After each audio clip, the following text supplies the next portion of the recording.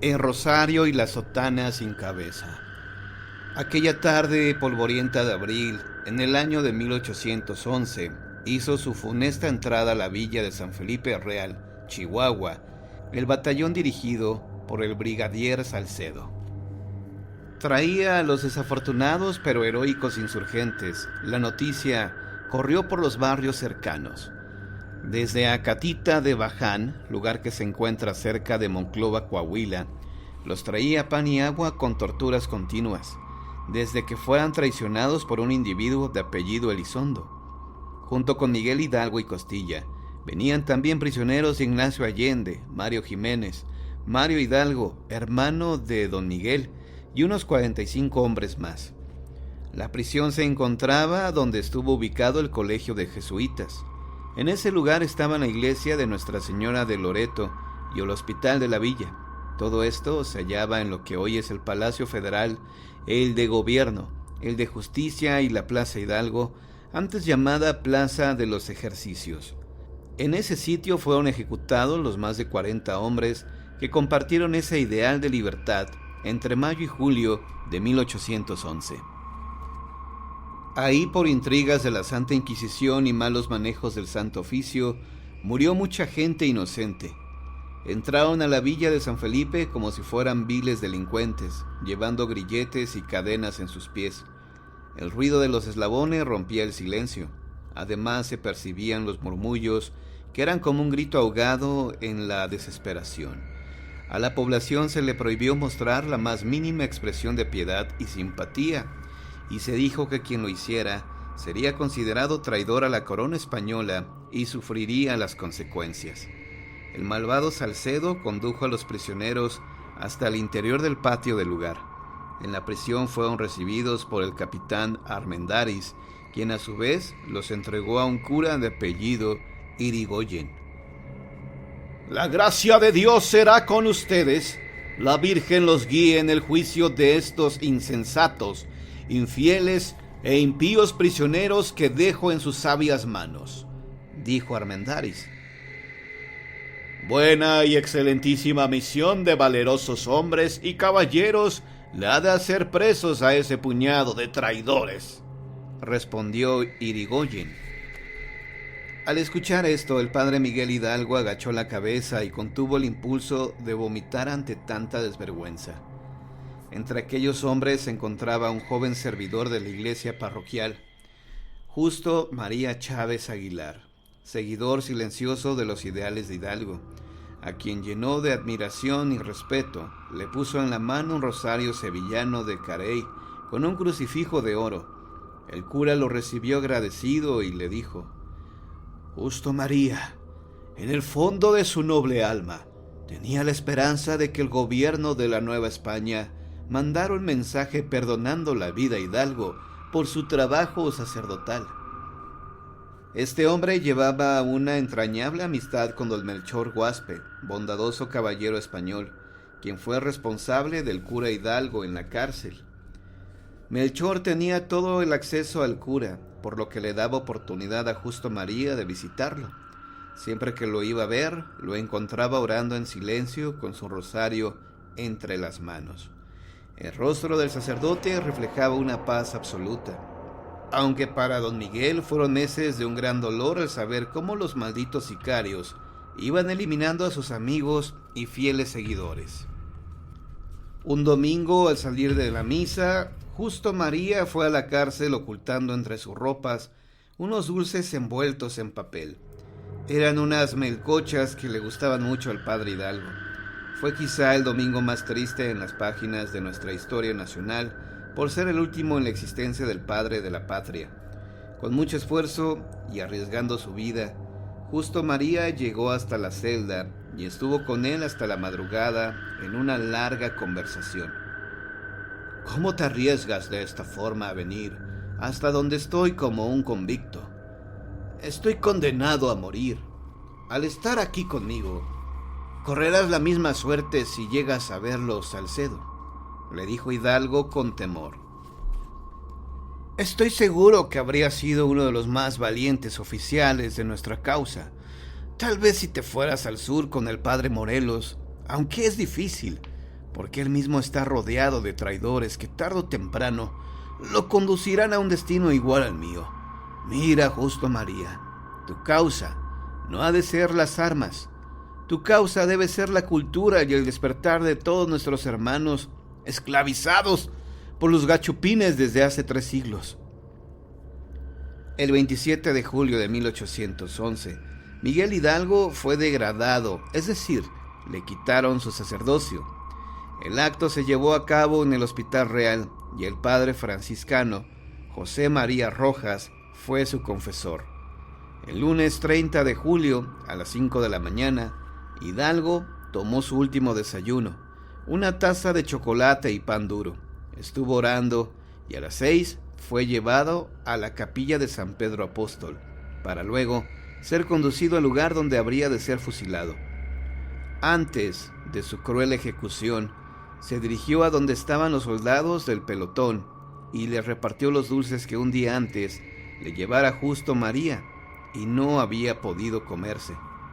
Enseguida le cubrieron los ojos y fue fusilado a las 7 de la mañana.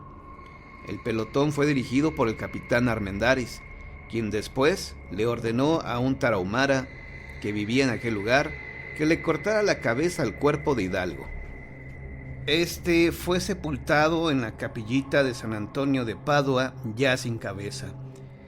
El rosario de Sevilla anduvo en manos de muchos clérigos, hasta que fue recuperado por el Archivo Histórico del Estado, de donde se extravió durante el incendio del Palacio de Gobierno en 1940, un sábado a las 3 de la tarde. El rosario se convirtió en toda una leyenda.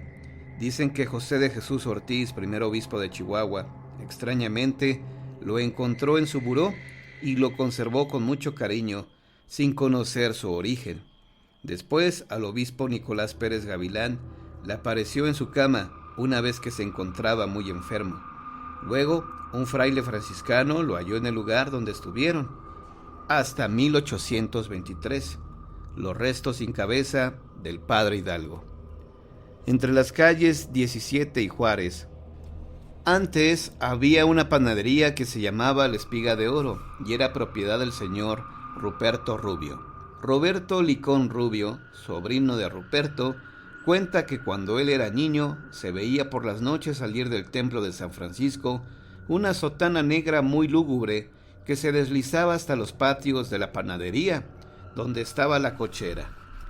Ahí los animales que jalaban los coches se ponían frenéticos, muy asustados, pues veían que atravesaba las paredes la sotana de un cura sin cabeza. Algunas señoras que iban a misa muy temprano decían que en las márgenes del río Chubiscar no paraban de ladrar los perros y hacían un viento muy feo. La razón era que el alma en pena de un sacerdote sin cabeza vagaba en la oscuridad, y dicen que sigue ahí. El hombre que decidió la suerte de México, el Pípila. Al leer este encabezado, muchos creerán que nos referimos a Hidalgo, a Morelos o a cualquier otro de los héroes que intervinieron tan decisivamente en los destinos de la patria. No supondrán que se trata de un modesto minero, oriundo de San Miguel de Allende, pero que por entonces trabajaba en el vecino mineral de Mellado, Juan José de los Reyes Martínez, más conocido en la historia por el mote del Pípila. Ya sabemos que Hidalgo, una vez descubierta la conspiración, reunió un puñado de gente del pueblo, entre quienes se encontraban los reclusos de la cárcel, y con ellos y los que se iban reclutando en el camino, llegó a Guanajuato. Su objetivo principal era tomar la Alhóndiga de Granaditas, donde el intendente Riaño se hizo fuerte con los soldados de la guarnición. Los tesoros que estaban a su cuidado, como 3 millones de pesos, plata en barras, dinero en efectivo y hasta en azogue de la Real Hacienda, además de los pertrechos y alimentos, eran necesarios para resistir el sitio. El combate fue espantoso, y los actos de valor y heroísmo se sucedían de uno y otro bando. Sin embargo, hay que advertir que los que se refugiaron en la Alhóndiga no fueron únicamente españoles, sino también familias criollas de posición media y acaudalada, que no ignorando los resultados del saqueo, temían no solo por sus bienes, sino por sus vidas, en virtud de que como en Guanajuato la existencia había sido pacífica, no tenían más No tenían más que escasísimas armas. Recuérdese el parte de Riaño a Calleja. Venga en mi auxilio, porque no tengo para defenderme más que unas espadas que parecen de vidrio. Voy a resistir porque soy honrado. En la cruenta e inenarrable batalla, ese hombre del pueblo, el humilde barretero de Mellado, se echó sobre la espalda una losa, provisto de una tea, y caminando a rastras, llegó hasta la puerta misma de la alhóndiga, a la que prendió fuego, después de haberle untado brea. Al ceder la madera, la multitud se abalanzó sin importarle que muchos caían muertos ante las descargas cerradas de los españoles. Caían unos y sobre ellos pasaban otros para sostener en el patio del edificio la lucha cuerpo a cuerpo, igualándose de este modo las fuerzas, pues las armas de fuego ya no valían en ese momento, hasta correr la sangre como un arroyo por la puerta y por la calle de Mendizábal hacia abajo. De aquí la razón de este capítulo: de no haber sido por el arrojo del Pípila, Hidalgo no hubiera tomado Granaditas, y la suerte de la insurrección habría sido otra, es decir, la independencia de México se habría consumado, pero quién sabe cuánto tiempo más tarde, en qué condiciones y a costa de qué sacrificios. El éxito de este histórico choque entre insurgentes y realistas, decimos, se debió principalmente al valor del Pípila. Finalmente, con este trascendental episodio se abre la inicial de una epopeya, en la que Guanajuato se cubre de gloria y que significa una de las páginas excelsas de la historia de México. La sanguinaria crueldad del general Calleja, la feroz hecatombe que hubo en Granaditas irritó al entonces general de caballería Félix María Calleja del Rey, al punto de dictar disposiciones crueles y sanguinarias. Una de ellas fue pasar a cuchillo a toda la población de Guanajuato, ya diezmada por las luchas de independencia. En este episodio histórico intervino el célebre fraile José María de Jesús Belaunzarán. Otra consistió en aprender en el acto mismo a todos los que estuvieran presentes en el lugar donde se encontrase el cadáver de un español, y luego llevarlos a la horca que para ese fin se había levantado en la Plaza Mayor, o sea, la Plaza de la Paz. Tanta fue su sed de venganza, que para complementar esta orden en el acto, mandó que se erigieran más horcas como la mencionada, en cada una de las plazas de la ciudad, o sea, en Mexiamora, El Ropero, La Compañía, San Diego, San Francisco, San Roque, El Baratillo, frente a Granaditas, San Fernando, y una en cada uno de los minerales vecinos. Cuanto carpintero se encontró en la ciudad fue ocupado en esta innoble labor, con la idea de que en el menor tiempo posible fueran terminados todos estos instrumentos de tortura y muerte. La primera parte de su orden se cumplió con la gente que se hallaba aprendida en la Alhóndiga. Nuestros lectores podrán imaginar cuál fue el resultado que siguió a tan inaudito y perverso mandato. Las calles de la ciudad estuvieron desiertas por varios días. Solo se veía el paso de las rondas vigilando a toda hora. El intendente que nombró Hidalgo en Guanajuato, don José Francisco Gómez, fue de los primeros capturados. Luego siguieron multitud de personas que por la fuerza y a culatazos eran sacadas de sus propias casas, a donde se habían ocultado. Por todas partes se oía el martilleo de los carpinteros multiplicarse ante la ausencia total de cualquier otro ruido, todos empeñados en levantar patíbulos. Esto fue sencillamente inaudito. No sabemos de población alguna donde se mandara construir ese número de horcas, y todas al mismo tiempo para quitar la vida a sus habitantes en el lugar donde fuera encontrado un cadáver español. Pero así fue. Llegaban a la Plaza Mayor las víctimas custodiadas por piquetes de soldados. Subían al improvisado cadalso que estaba en el centro, y momentos después se escuchaban los ayes desgarradores de la gente indefensa que asistía al espectáculo. En un día fueron ahorcadas 32 personas del pueblo, sin más culpa que la de haber nacido en ese lugar. El cuadro que se ofrecía a la vista de quienes hasta sin querer lo contemplaron no tiene paralelo ni con lo sucedido en Francia cuando los trágicos días de su revolución, y durante todo el día siguiente se vieron más ejecuciones. La población, poseída del más hondo pavor, no osaba ya no digamos salir a las calles, ni siquiera asomarse por la rendija de su ventana. Uno de estos días fueron sacrificados 3 valientes jóvenes a los que se les arrebató la vida en igual forma, pero en la horca de granaditas, entre ellos don Casimira Chowell, a la sazón administrador de la mina de Valenciana.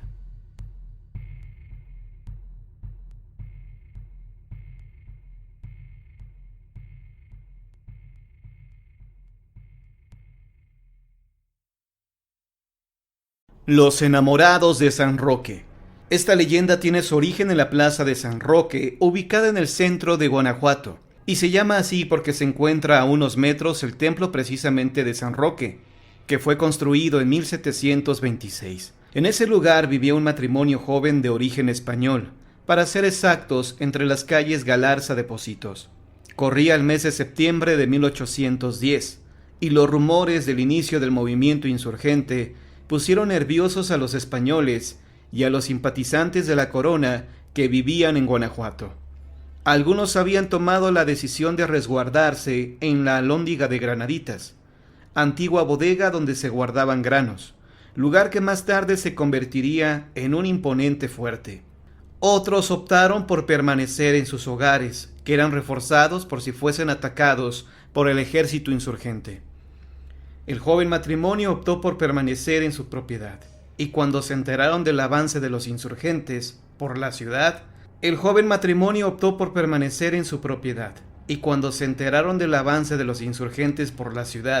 y que pronto estarían en San Roque, tomaron medidas drásticas. Se instalaron en una habitación de la casa para permanecer ocultos, y le ordenaron a un mozo de confianza tapiar la entrada para que pareciera una pared más, por un orificio oculto detrás de un cuarto.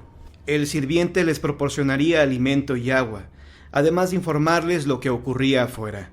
La batalla entre insurgentes y realistas pronto dejó un gran número de muertos. Por desgracia, el mozo de esa pareja de españoles perdió la vida en la refriega y no tuvo tiempo de avisar a nadie que estaba al cuidado de ese matrimonio. El tiempo pasó, la guerra de independencia llegó a su fin y la paz regresó a San Roque.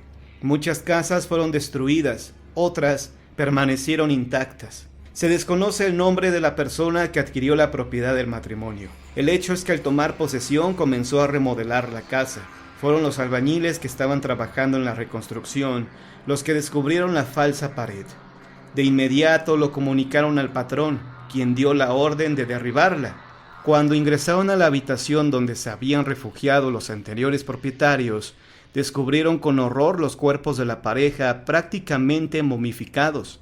En sus rostros quedaron impresos los gestos de angustia y desesperación por no poder escapar de su encierro. En la falsa pared se encontraron indicios de que el hombre intentó inútilmente de derribar el muro, pero al no contar con herramienta adecuada para el caso, le fue imposible. Se dice que cerca de los cuerpos se hallaba un pequeño cofre con monedas de oro y joyas. Nadie sabe con exactitud cuál fue la casa donde ocurrió esta lamentable tragedia, tan solo que se encontraba entre las calles de Galarza y Pocitos. ¿Quién fue el terrible Manco García? A orillas del río Lerma, en un valle tan hermoso como feraz, hace ya como 3 siglos, en la que fue entonces Villa de Salamanca, nació el célebre guerrillero Albino García. Cuando estalló la guerra de independencia en México, junto con un puñado de rebeldes, sirvió a esa causa con valor y audacia que hacían preocupar seriamente a los españoles. Su arma favorita era la cuerda del azar, que manejaba con rara destreza, tendiendo verdaderas trampas a su enemigo. Dícese que adiestraba a sus hombres en el manejo de la reata, y a la hora del combate arremetían contra las filas realistas, de 2 en 2, montados a caballo, y sosteniéndola bien tirante por sus extremos y a cierta altura, de modo que en la carrera, hechos un torbellino, arrasaban a los soldados castellanos, que esperaban cualquier otra forma de ataque, pero no esta tan sorpresiva. Así diezmaban al enemigo, pues lazar a esa velocidad hacía las veces de una segadora o de una guillotina, cercenando los cuellos de los jinetes enemigos. Su fama corrió por todo el Bajío, pero su cuartel favorito estaba en Valle de Santiago. También gustaba de otras formas de ataque sorpresa, rompiendo presas para inundar caminos, interceptando el paso de las fuerzas virreinales. Hasta el virrey Venegas llegó la fama del Manco García, ordenando a sus hombres de más confianza que no escatimaran esfuerzos por acabar con el terrible guerrillero. Fue así como la noche del 5 de junio de 1812, el general García Conde, en camino a Valle de Santiago, sorprendió al aguerrido insurgente, justamente cuando dormía con sus hombres en oculta guarida. Tremendo fue el choque, en que perecieron como 150 amigos del Manco, y este fue tomado prisionero. De Valle pasaron a Celaya, donde celebraban a la sazón el nombramiento de Hidalgo como generalísimo. El preso iba encadenado pero con paso firme, y caminaba erguido por media calle ante las miradas atónitas del pueblo que tanto lo quería. Condenado a ser pasado por las armas, muere con valentía y dignidad. Así terminó sus días el temible guerrillero. Horror y azote que tantas bajas causara a las filas españolas, el 8 de junio del mismo año, es decir, 3 días después de su aprehensión. Su cuerpo, después de fallecido, fue descuartizado y exhibida su cabeza clavada en una pica en Celaya. En Irapuato quedó expuesta una mano y la otra en el cerro de San Miguel, donde estuvo la cruz rememorativa. Ese fue el gran defensor de la patria, Albino García, quien jugándose la vida en 1000 ocasiones, al fin ofrendó su sangre por la causa de la independencia. Existía o existe, no sabemos con certeza, un retrato del caudillo dibujado a la pluma por el notable pintor Francisco Tresguerras.